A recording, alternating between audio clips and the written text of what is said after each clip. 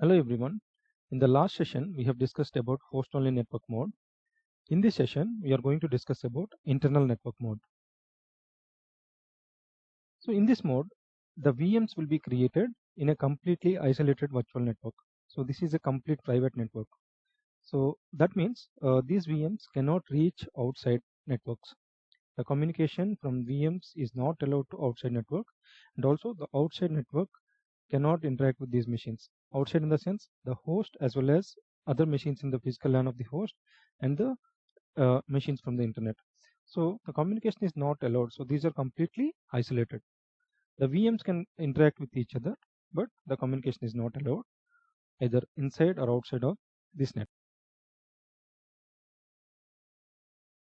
So by default, internal network does not allow communication with outside networks or host machine.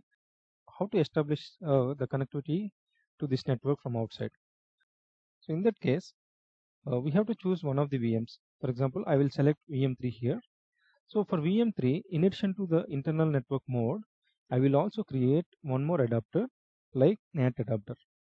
So once we create the NAT mode, what it does, so this VM can access the internet as well as we can establish port forwarding from the host machine to this machine. And so once NAT mode is enabled for this as a second adapter, what we can do, so this machine can reach host interface and also this machine can reach internet as well, and also the other machines like the host machine or the other machines in the network of the host machine can connect to this VM via port forwarding feature.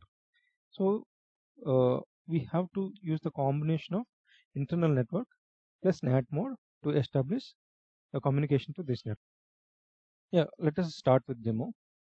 So here I have created two Ubuntu machines with default network settings. Let me click on the Ubuntu machine 1, click on settings, click on network, and the default adapter is NAT mode. So click on cancel. And also in the second machine, click on settings, verify the network with NAT mode. So we don't have any other adapters here. Just click OK. So let us change it to internal network. Right click on it, settings, click on network. So here we have to enable this network adapter as well as we have to change this attach it to internal network. So here the name will be displayed like in INTnet1 means internal network 1. So advanced options we can keep the default options and click OK. The same way we can do the same for second as well. Click on settings, click on network. Here we have changed the adapter to internal network, and we have to choose the same name as the first machine as well, so that both will be connected to the same internal network. So click on OK. So now we have created. If we want to create the machines inside this internal network, we need to get the IP addresses. So how we can do that? Either we can assign static IPs or we can get the automatic IPs using DHCP. So in this session, what I will do, I will enable the DHCP using vbox manage commands. So let us do that. So these are the two VirtualBox manage commands, vbox manage commands. The first command is vbox manage list DHCP servers. So what it does, it will list all the DHCP servers whatever available in our machine. And the second command is vbox manage DHCP server add. So this will add a DHCP server to our VirtualBox, and with a net name, the same network name whatever we have created previously for the internal network. So we have to give the same name. Once we give it, then we have to assign an IP address for this DHCP server and the net mask. So this is the subnet mask, so that if we give like 255.255 means, so this is the host, total 256 machines are allowed, and out of that we can assign the range here, what range we are assigning for this internal network, the lower IP, and this is 10.0400 and 10.04.110 means, so total of we are assigning like 11 machines, and we are enabling this DHCP server. So this is the command for creating a DHCP server and adding it to our internal network 1, and also we are enabling the DHCP server with this range of IP addresses. So let us execute these commands. So to execute vbox manage commands, we have to set the path. Set path is equal to, so this is my location of VirtualBox, and put in the path. So once we put it, then we can verify these commands. This command lists the DHCP servers which are existing in this machine.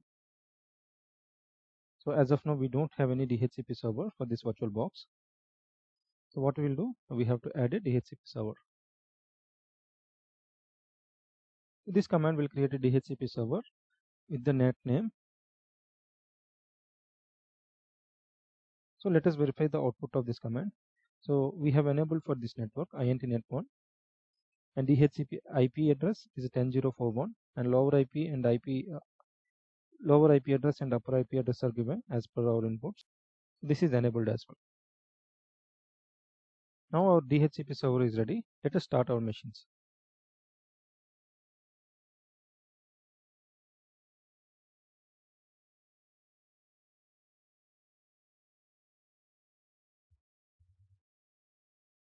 Now I have logged into the first machine. Let me open the terminal and verify the IP address.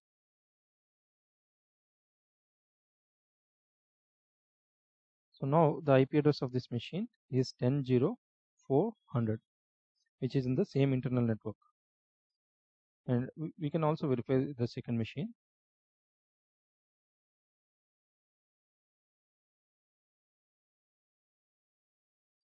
So this is assigned an IP address of 10.04.101. So these IP addresses are in the range we have specified. Okay. So now the IP addresses are created. Let us verify the communication in between these two machines.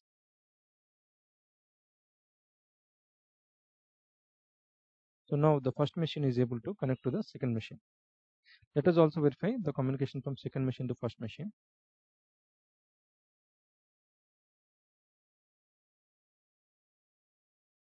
Yeah, the second machine also can reach the first machine. So let us verify the connectivity from the guest machines to the host machine. So let me verify the IP address. The IP address is 192.168.0.104. This is the host IP address. Let us verify the communication.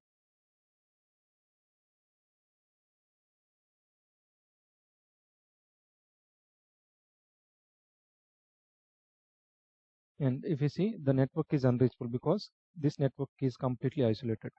So it cannot reach host machine as well as other networks. You can also verify the connectivity to internet.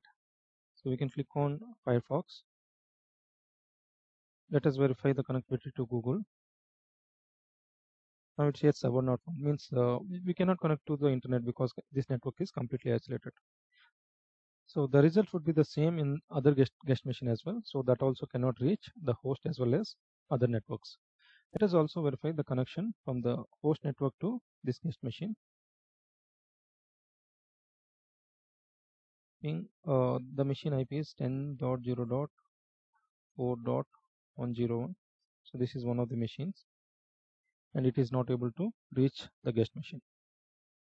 So this is about internal network. So by default in this mode, the machines cannot connect to other machines in other networks. It can be host or some other networks as well. So this network is completely isolated. So we can use this internal network mode whenever we have like private networks. But as I said earlier, to establish communication to other networks, we have to work along with other networking modes. For example, NAT mode. So let us do that. So since the adapters are disabled, I'll stop these machines and I'll reconfigure these adapters. So let me open, let me stop the machines.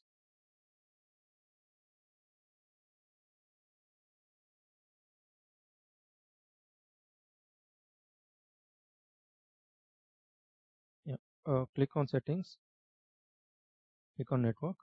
Now we can enable these adapters as well. So the first adapter is like our internal network. Let us create another adapter. So we have to enable this. Let us keep it in a NAT mode. As we know already, in the NAT mode, the machine can reach the internet. and for outside machines to reach our machines, we have to establish port forwarding, right? So click on OK. So in the second machine, we will not do the same thing. We will allow the communication to network only from the first machine. So that is what we are trying to do now. So in the second machine, we will not allow the communication to outside network as well as the inward communication from outside network. So now let us restart both the machines.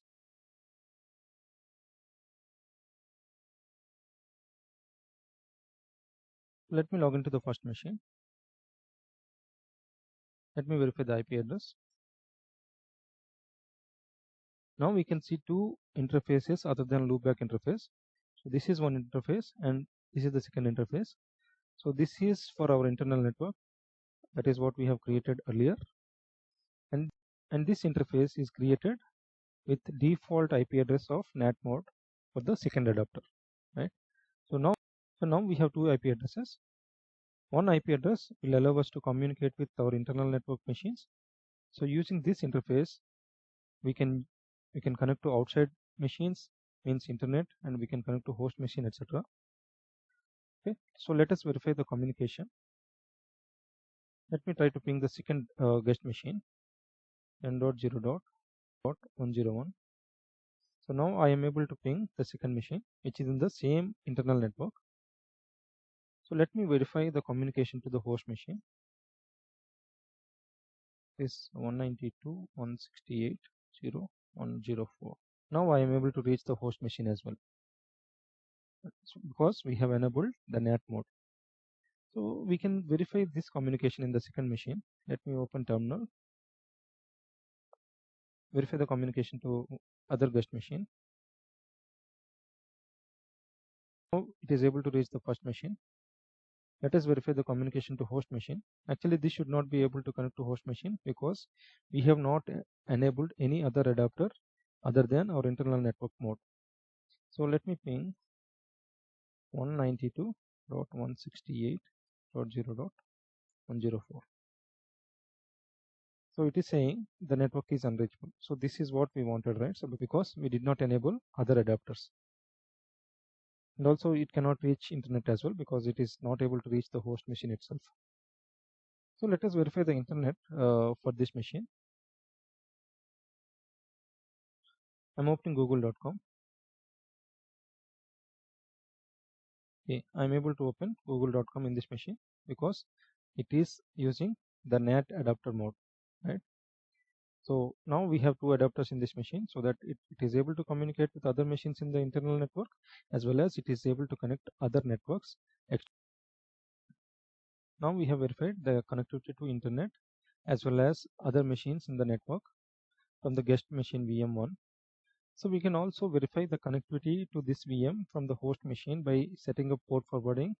So that we have already seen in the previous session. So I'm not doing that. So as a summary, so we have seen what is an internal network. It is completely a isolated network. We have seen the communication between these VMs, and also these VMs cannot reach other machines as well as these machines cannot reach other networks, and also the machines from other networks cannot reach these VMs by default. So to establish the communication with other networks, we have to choose some of the machines in the network, and also we have to configure a NAT adapter to establish communication. Yeah, so this is all about internal network. Thanks a lot for watching. If you like the video, please like and subscribe.